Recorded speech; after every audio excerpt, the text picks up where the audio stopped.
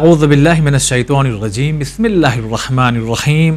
تمام حمد و ثنا اس پروردگار عالم کے لیے ہیں جو عالمین کا پالنے والا ہے۔ درود و سلام ہو محمد و آل محمد علیہم الصلاۃ والسلام پر۔ عزیز ناظرین السلام علیکم ورحمۃ اللہ۔ پروگرام ہم اور ہمارے نامہ اعمال۔ آئیے وہ وعدہ جو پچھلے ایپیسوڈ میں ہم نے کیا تھا کہ آج ہم یہ سوال کرنے والے ہیں کہ جیسا کہ پچھلے ایپیسوڈ میں یہ سوال تھا کہ وہ کون سے گناہ ہیں جو ہمارے نیک اعمال کو ختم کر دیتے ہیں، تو آج ہمارا یہ سوال ہوگا کہ وہ کون سے اچھے عمل ہیں جو گناہوں کو ختم کر دیتے ہیں۔ پہلے آئیے ملاقات کرواتے ہیں حجت الاسلام والمسلمین علی جناب مولانا کمال احمد خان صاحب قبلہ سے۔ السلام علیکم ورحمۃ اللہ۔ وعلیکم السلام ورحمۃ اللہ وبرکاتہ۔ بہت بہت استقبال ہے، اور وہی سوال جو ابھی ہم نے اپنے ناظرین کی خدمت میں دہرایا ہے کہ وہ ہمارے کون سے اچھے اعمال ہیں جو ہمارے گناہوں کو ختم کر دیں۔ بسم اللہ الرحمن الرحیم وبہ نستعین وہو خیر المعین۔ میں قرآن کریم سے اگر ان چند اعمال کو بتاؤں جو ہمارے برے اور ہمارے گناہوں کے آثار کو ختم کر دیتے ہیں، ان میں سے ایک چیز جو امید ہے کہ ناظرین ہر روز اس کو ادا کرتے ہوں گے، نماز واجب کو پڑھنا۔ خود نماز واجب کا اپنا ثواب ہے، اور یہ نماز واجب کا اثر کیا ہے کہ ہمارے گناہوں کو اور گناہوں کے آثار کو ختم کر دیتی ہے۔ نمازوں کے بارے میں بڑی حسین تعبیر ہے کہ جیسے ہم دن بھر گرد و غبار میں رہتے ہیں، جو لوگ میٹرو سٹی میں رہتے ہیں، وہاں کے پالوشن، وہاں کے دھوئیں، اور پھر اس کا شام میں جب یہ گھر پہنچتے ہیں تو ایک مرتبہ حمام جاتے ہیں، فریش ہوتے ہیں، تو دن بھر کی گرد و غبار جو ان کے بدن پہ اٹی ہوتی ہے وہ صاف ہو جاتی ہے۔ صحیح۔ نماز کے بارے میں بعض جگہ یہی تعبیر ہے، وہ گرد و غبار جو آپ کی روح پر بیٹھی ہوتی ہے، یہ نماز در حقیقت ان گرد و غبار کو آپ کی روح سے کیا کرتی ہے؟ صاف کرتی ہے، یعنی وہ آثار ختم کرتی ہے۔ اب قرآن کریم کی سورہ ہود آیت نمبر 114 میں جو ارشاد ہے وَأَقِمِ الصَّلَاةَ طَرَفِيَ النَّهَارِ وَزُلْفًا مِّنَ اللَّيْلِ إِنَّ الْحَسَنَاتِ يُذْهِبْنَ السَّيِّئَاتِ ذَلِكَ ذِكْرٌ لِلذَّاكِرِينَ۔ اور پیغمبر آپ دن کے 2 حصوں میں اور رات کی نماز قائم کریں، وہ جملہ جو موضوع سخن ہے کہ نیکیاں برائیوں کو ختم کر دینے والی ہیں، اور یہ ذکر خدا کرنے والوں کے لیے ایک نصیحت ہے۔ بس پہلی چیز جو ہمارے اعمال کو اور ہمارے برے اعمال اور ہمارے سیئات کو تبدیل حسنات میں، یعنی حسنات میں کنورٹ کر دیتی ہے، وہ ہماری واجب نمازیں۔ دوسری چیز جو ہمارے برے اعمال کو اور گناہوں کو کہہ لیجئے ختم کر دیتے ہیں اور سیئات کو ہماری زندگی سے ختم کر دیتے ہیں، وہ خود گناہوں سے بچنا، یعنی بڑے گناہوں سے بچنا۔ لیکن بعض چھوٹے چھوٹے گناہ ہم نے کیے، اب ان گناہوں کو کیسے ختم کیا جائے؟ تو لکھا جا چکا ہے، صحیح بات ہے، لیکن اب میں جب آگے بڑھتا ہوں تو بعض گناہوں سے خود میں بچتا ہوں۔ یہ گناہوں سے بچنا آپ کے گزشتہ گناہوں کو بھی ختم کرتا ہے۔ اس کے لیے بھی قرآن کریم سے مثال ہے۔ قرآن کریم سورہ نساء آیت نمبر 31 میں اس طرح ارشاد فرماتا ہے ان تجتنبوا کبائر ما تنہون عنہ نکفر عنکم سیئاتکم۔ قرآن کہتا ہے اگر تم بڑے گناہوں سے جن سے تمہیں روکا گیا ہے پرہیز کر لوگے تو ہم دوسرے گناہوں کی پردہ پوشی کر دیں گے۔ دیکھیں واضح قرآن کا ارشاد ہے۔ مجھ سے کچھ ایسے گناہ ہوئے، پھر ایک ایسا مقام آتا ہے جہاں مجھے غیبت کرتے کرتے میں نے اپنے آپ کو روک لیا۔ تو یہ ایک فائدہ تو یہ ہوا کہ یہاں گناہ سے بچے، ایک فائدہ ہوا کہ وہ گزشتہ میں جو آپ نے گناہ کیے تھے اللہ نے اس کو بھی معاف کر دیا۔ تو دیکھیں یہ یہاں پر بھی میں گناہ، خدا بہانہ تلاش کرتا ہے تمہیں معاف کرنے کا۔ خدا کیا کرتا ہے؟ معاف کرنے کے لیے بہانہ تلاش کرتا ہے، اور نیکی دینے کے لیے بھی بہانہ تلاش کرتا ہے۔ لہٰذا یہ 2 چیز ہو گئی۔ تیسری چیز جو انسان کے سیئات کو کنورٹ کرتے ہیں حسنات میں، وہ توبہ ہے، اچھی چیزوں میں۔ ہاں، یعنی ہمارے چینج ہو جاتے ہیں، ہمارے حسنات آ جاتے ہیں، یعنی سیئات ختم۔ اچھا یہ بھی بہت عجیب چیز ہے نا، خدا نہ صرف یہ کہ میرے گناہوں کو ختم کرتا ہے، بعض مواقع پر ان گناہوں کی جگہ صحیح کرنے کے لیے حسنات رکھ دیتا ہے. اچھا، یعنی اتنا کرم. دیکھیں ایک مرتبہ آپ کو ایک تو آپ کو کوئی معاف کر دے، میں آپ نے کسی مثلا یہ مثالیں دے رہا ہوں فقط قریب ہونے کے لیے، آپ کا حق بنتا تھا کہ آپ ان کو ادا کریں، خوب اس نے وہ معاف کیا، اس نے الگ سے پھر اور پیسہ بھی دیا آپ کو. ارے یہ عجیب نہیں ہے؟ بالکل. یعنی آپ کے گناہ تو اس نے معاف کیے، یہی بہت ہے کہ میرے گناہ خدا نے معاف کر دیے. کہا نہیں، خدا گناہ کو صرف نہیں معاف کرے گا بلکہ ان گناہوں کے بدلے اب ان کی جگہ حسنات مجھے دے گا. ایک استاد تھے، بڑا حسین جملہ کہتے تھے اگر خدا نے معاف کر دیا نا تو ہمارے پاس نیکیاں بہت ہیں. تو ان سے کہتے تھے کہاں سے نیکیاں؟ کہتے چونکہ گناہ بہت زیادہ ہیں، لہذا اگر خدا سے ہم نے معافی لے لی تو خدا صرف معاف نہیں کرتا، انہی گناہوں کے عوض مجھے نیکیاں دیتا ہے. تو اس زاویے سے وہ جاتے تھے کہ اس عنوان سے پھر ہمارے پاس نیکیاں جو ہے بہت ہے. تیسری چیز جو ہمارے اعمال کو، اعمال بد کو اور گناہوں کو حسنات میں بدل دیتے ہیں وہ توبہ ہے. الا من تابا وآمن وعمل صالحا فاولئک یبدل اللہ سیئاتہم حسنات. یہ جملہ میں عرض کر رہا تھا، یبدل اللہ ان برائیوں کو حسنات میں بدل دیتا ہے، مگر کیا کرے انسان؟ توبہ کرے، وآمن صاحب ایمان ہو، وعمل صالحا اور نیک عمل انجام دے. چوتھی چیز جو ہمارے گناہوں کو چینج کر دیتی ہے اور گناہوں کو معاف کر دیتی ہے اور گناہ ختم ہو جاتے ہیں، وہ نماز شب ہے. امام صادق علیہ السلام فرماتے ہیں صلاۃ المومن باللیل تذہب بما عمل من ذنب النہار. مولا فرماتے ہیں وہ جو نماز شب ہے نا وہ تمہارے دن بھر کے گناہوں کو معاف کروا دیتی ہے. وہ جو رات میں تم نے نماز شب پڑھا ہے وہ کیا کرے گی؟ تمہارے دن بھر کے گناہوں کو معاف کر دے گی. تو میرے خیال سے شیطان بہت زیادہ فوکس کرے گا کہ ہم سے یہ سب نہ ہو پائے، ہم نماز شب نہ کر پائیں، ہم توبہ نہ کریں. شیطان طرح طرح سے اکساتا ہے. ایک مرتبہ کہتے تم توبہ کرو گے اب خدا تمہیں معاف کرے گا، تمہارے گناہ بہت زیادہ. شیطان اس زاویے سے بھی آتا ہے. جی ایک مرتبہ شیطان کہتے نہیں بہت ٹائم ہے، ابھی جوانی ہے، ابھی کون سا توبہ کرنے کی ضرورت ہے. شیطان ہر زاویے سے جو جس کو جہاں سے روک سکتا ہے. ارے بعضوں کو تو اس طرح کہتے تمہارے گناہ ہیں کتنے، یہ بغل والے پڑوسی کو دیکھو تم نے تو ایک مرتبہ غیبت کی، اس کا دن بھر کا کام غیبت کرنا ہے. ہاں یہ بھی ایک راستہ ہے. یہ بھی ایک راستہ ہے. تم کو بتا یعنی شیطان کیا کرے گا؟ آپ کو آپ کے گناہ چھوٹے دکھائے گا یا کبھی کبھار آپ کو مایوس کر دے گا کہ نہیں تم تو نہیں معاف کیے جاؤ گے. اب آدمی کہتا ہے جب نہیں معاف کیا جاؤں گا تو جانے دو.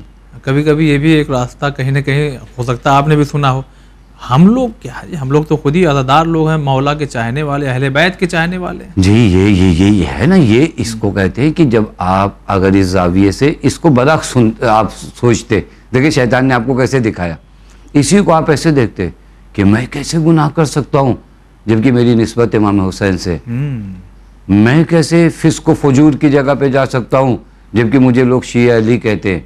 دیکھیں یہ زاویہ آپ تھوڑا سا بدلے.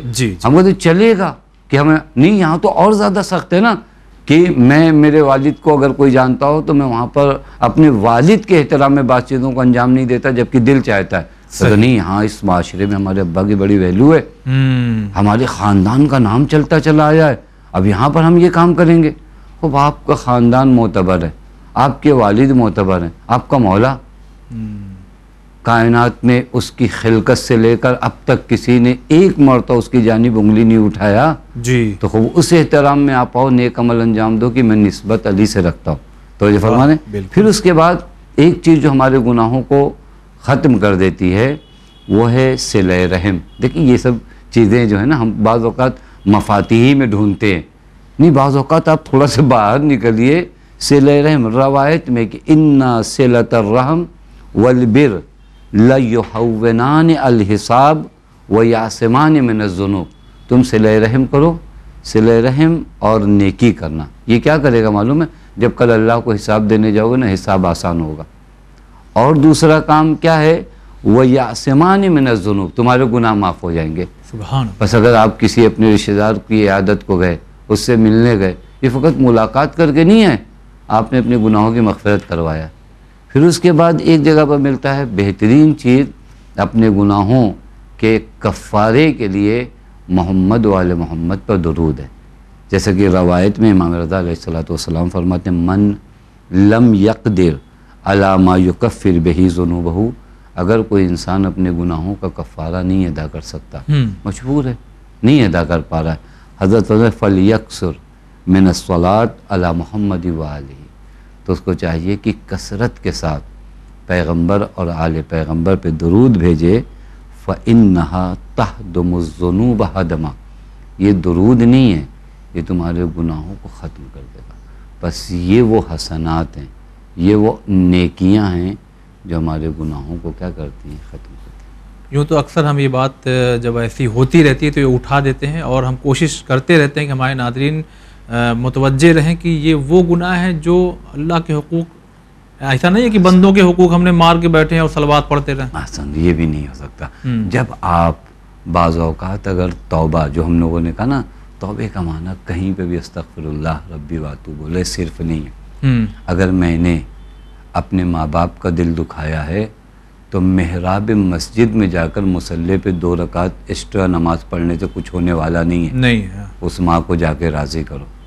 اگر میرے ذمے میری بہن کا حق ہے تو میرے 3 مرتبہ حج پہ چلے جانے سے وہ حق ختم نہیں ہوگا، وہ ان کا حق دینا ہی پڑے گا.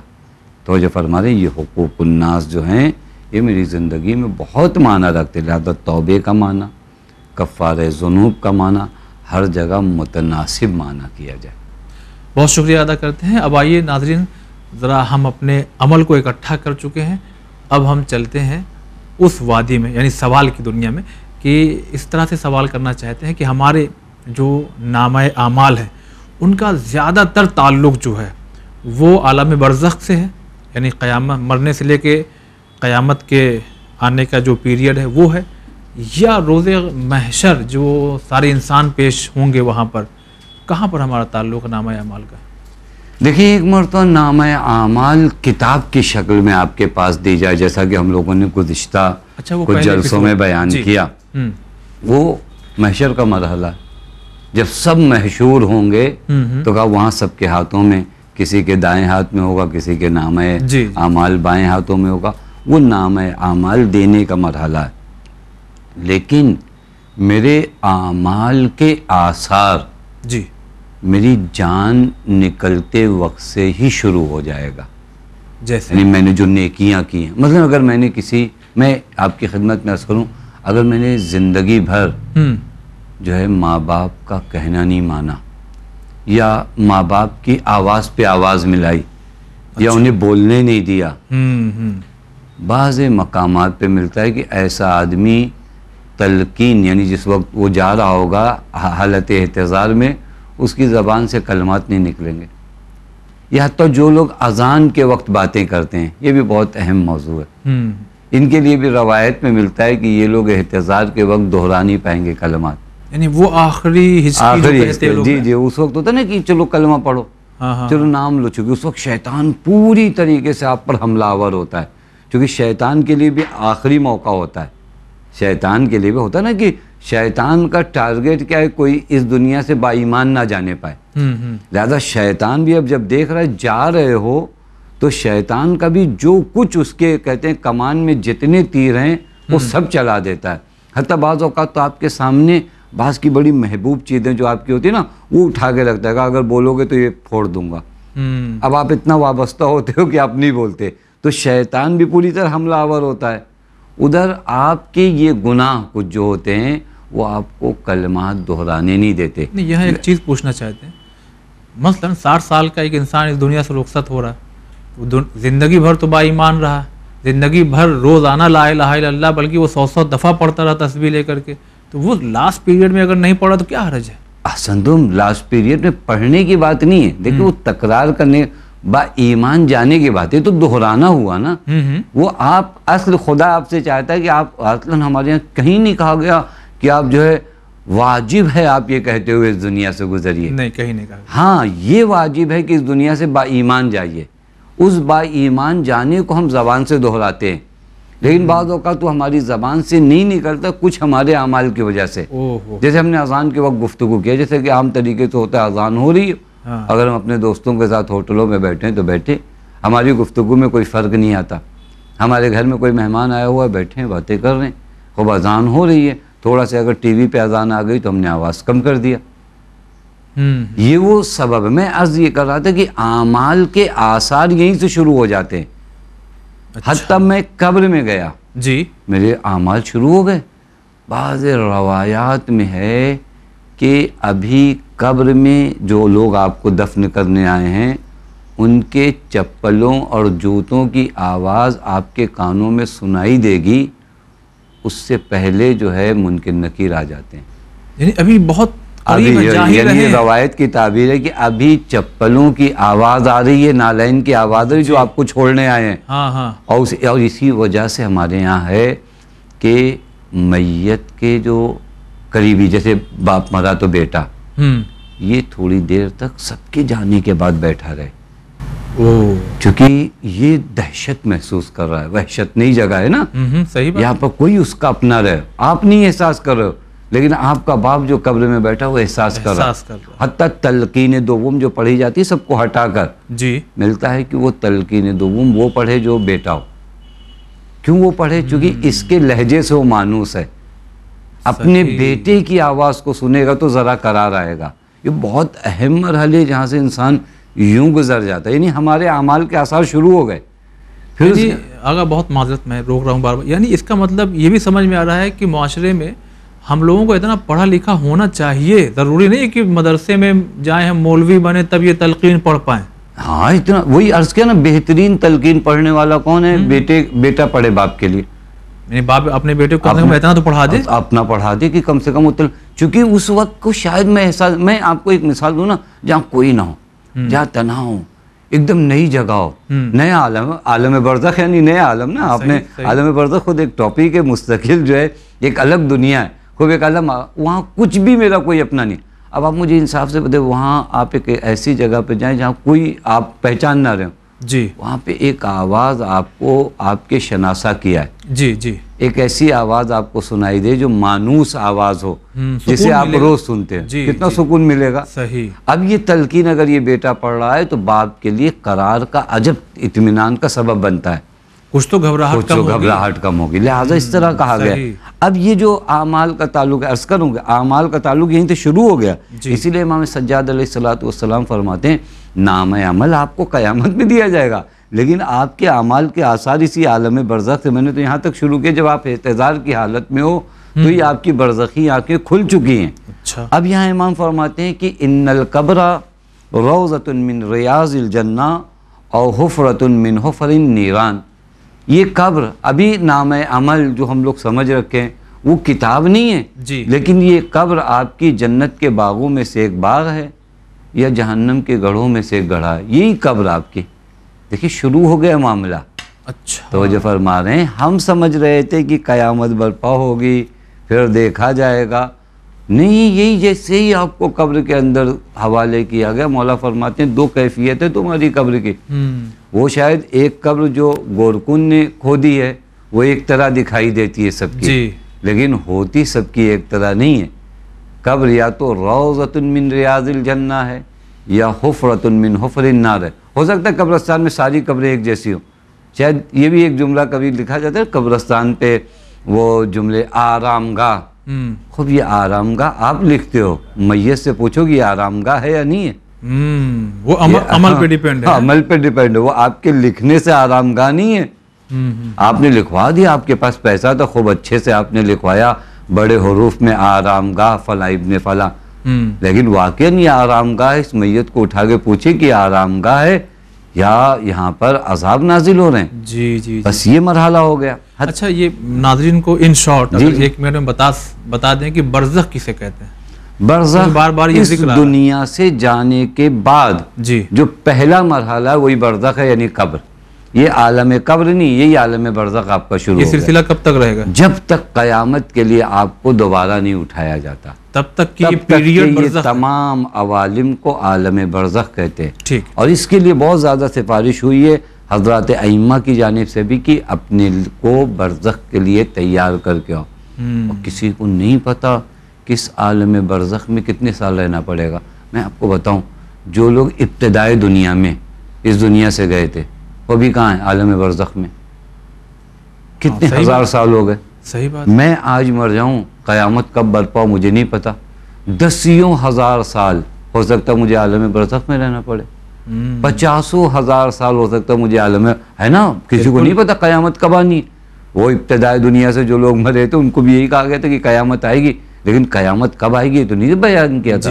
بس عالم برزخ کو شارٹ نہیں سمجھا جائے گی، ایک چھوٹا سا زمانہ ہے. ہاں آپ کی یہ دنیا ہے جس کو آپ چھوٹا نہیں سمجھتے. یہاں 60-70 سال کو آپ اتنا بڑا سمجھ رکھے ہو کہ لگتے ہی نہیں کہ آپ کو یہاں سے جانا ہے. اور جہاں ہزاروں سال رہنے ہیں کم سے کم، وہاں کے بارے میں ہم کو زیادہ معلومات نہیں ہے. یعنی جس جگہ جس شہر میں آپ 60 سال رہو وہاں کی زیادہ معلومات رکھنا چاہیے. جہاں 1000 سال رہو وہاں کی زیادہ معلومات. اور 1000 سال بھی میں یوں کہہ رہا ہوں، ہو سکتا ہے 10,000 سال رکھنا پڑے. جیسا کہ ابتدائی دنیا سے جو لوگ گئے تھے اس دنیا سے وہ آج تک عالم برزخ میں ہیں. بس یہ عالم برزخ ہے. اب امام عرض کر کہ اعمال کے اثرات ہمارے شروع ہو گئے. حتیٰ امام صادق علیہ السلام فرماتے ہیں کہ دعا بھی کرو. یہ شاید یہ بھی ناظرین کے لیے بڑا اچھا مرحلہ ہو کہ جب ہم قبرستانوں میں جائیں تو ایک دعا اپنے لیے بھی کریں. جہاں مردوں کے لیے دعا کرتے ہیں، امام صادق علیہ السلام فرماتے ہیں اذا نظرت الی القبر، جب تمہاری نگاہ قبروں پہ پڑے نا، فقل، یہ دعا کرو، اللہم اجعلها روضۃ من ریاض الجنہ، میرے اللہ اس قبر کو میرے لیے ریاض الجنہ قرار دینا. ولا تجعلها من حفر النار، اسے جہنم کے گڑھوں میں قرار نہ دینا. بس ہمارے اعمال کے اثر شروع. ایک روایت عرض کروں اس باب میں آخری، ابو بصیر امام جعفر صادق علیہ السلام کے ایک صحابی ہیں. یہ فرماتے ہیں، نقل کرتے ہیں مولا سے کہ مولا نے فرمایا اذا مات العبد المومن دخل معه فی قبرہ 6 صور، جب ایک مومن قبر میں داخل ہوتا ہے 6 صورتیں اس کے ساتھ آتی، 6 چیزیں اس کے سامنے ہوتی. دیکھیں ابھی نام عمل میرا قیامت میں دیا جائے گا، لیکن ابھی جب میں قبر میں داخل ہوا ہوں تو یہ 6 صورتیں میرے ساتھ، 6 چیزیں مجسم جسم کی صورت میں میرے سامنے موجود ہیں. اچھا، قبر میں قبر کے اندر. اچھا، اب یہ کون سی چیزیں ان کے بارے میں حضرت فرماتے ہیں دائیں سمت جو چیز ہوگی وہ نماز ہوگی. نماز مجسم نورانی صورت دائیں سمت، یعنی ہم پڑھیں گے تبھی نہ آئے گی. ہاں تبھی آئے گی. پھر اس کے بعد بائیں سمت زکوٰۃ، یعنی وہی جو حقوق اللہ ہیں ہماری گردنوں پہ جو زکوٰۃ کے عنوان سے ہمیں دینا ہے. پھر اس کے بعد مولا فرماتا، اور زکوٰۃ بھی اپنے معنی رکھتا ہے کہ زکوٰۃ ہر چیز کا الگ ہوتا ہے. مال کا زکوٰۃ الگ ہے، علم کا زکوٰۃ الگ ہے، اچھا، جمال و حسن کا زکوٰۃ الگ ہے. وہ تمام زکوٰۃ کی اپنی ایک گفتگو ہے. پھر اس کے بعد وہ جو میرے روبرو ہوگی وہ کون سی چیز ہوگی؟ وہ روزہ ہوگا. اچھا، جو میرے روبرو ہے. وہ جو میرے پیچھے ہوگی جو مجھے پشت سے پناہ دے گی وہ حج و عمرہ ہوگا. وہ نیکی جو میرے پایتی ہوگی، وہ نیکیاں جو ہمارے پایتی ہوں گی، وہ نیکیاں اپنے مومن بھائی کی جو ہم نے مدد کیا ہے، اچھا، وہ بھی مجسم صورت میں وہاں ہے، نور کی صورت میں.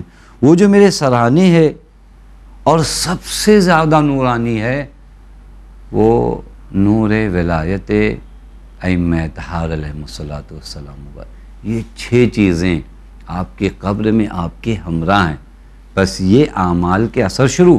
ہاں پھر اس کے بعد ایک پوری دنیا جب محشور کی جائے گی قیامت میں تو اس وقت آپ کے اعمال نامے آپ کے ہاتھوں میں ہوں گے. لیکن آپ کے اعمال کے آثار آپ کی اسی زندگی سے شروع ہو کر پورے عالم برزخ تک رہیں گے، عالم قیامت تک رہیں گے. یعنی ہمارے پہلے ایپیسوڈ کے غالباً دوسرے سوال کا جواب پھر سے یہاں پہ اسی سوال کو دہرانا چاہیں گے اشارتاً، کہ اس میں ہم نے یہ پوچھا تھا کہ بہت سے لوگوں کہتے ہیں کہ عقیدہ مضبوط ہو عمل چل جائے گا. تو یعنی یہ جو اس میں سے 6 میں سے 5 چیزیں تو عمل والی بتائی آپ نے. عمل والی ہیں، اور یہ سب اسی عقیدے کی بنیاد پہ کہ ولایت میرے اندر ہے. کیونکہ ولایت ہے یعنی میں حضرت امیر کی حکومت میں ہوں. حضرت امیر کی حکومت میں اگر میرا وجود رہے تو میں نماز کیوں نہیں پڑھوں گا؟